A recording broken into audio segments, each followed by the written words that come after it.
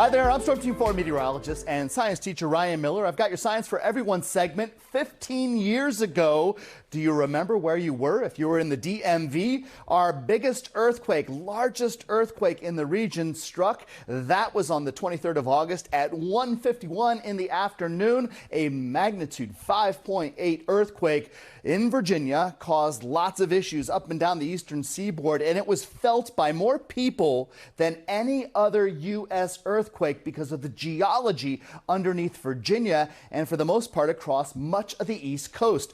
Upwards of $300 million in damages from this earthquake across the area. No deaths, thankfully, but we did see structures like the National Cathedral, the Washington Monument, and other locations in and around D.C. that suffered damage as a result of this earthquake. And that includes the school I teach at, Washington Liberty High School. This is the Washington Monument, a photograph taken from a helicopter right after to assess the damages, potential damages from this earthquake on the top of the Washington Monument. And it did cause lots of structures to have issues and problems and damage. This is the Did You Feel It report from that earthquake in 2011, and it was felt across all of the eastern seaboard in many locations. On the map here, these colors showing up where it was felt, and those reports of it being felt is stretching all the way towards the Midwest, even in Wyoming. One of the sections here reporting feeling this earthquake here.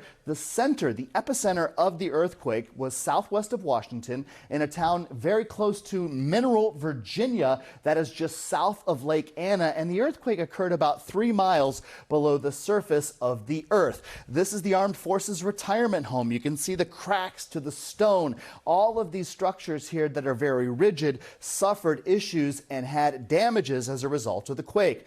Now, this quake, its origins are from previously unknown faults. Actually, the Quail Fault was discovered as a result of researching this. That interacting with some ancient geology is the prevailing thought here on why, in fact, this earthquake occurred. These older structures that are underneath the surface of the earth, they can sometimes move around, and as it did, that generated this 5.8 earthquake, 5.8 magnitude earthquake, and it was the first U.S. earthquake to trigger a nuclear power shutdown. Lake Anna's nuclear power plant had to go through shutdown procedures, and you can't just flip the switch on a nuclear power plant. It takes a very long period of time here to power it down, and that was the case at that nuclear power plant. One of the other things from a geologic standpoint, in 2011, because of this earthquake, it produced rock falls where rock was coming down as a result of the energy released from this earthquake within 150 miles of the epicenter. That usually isn't the case,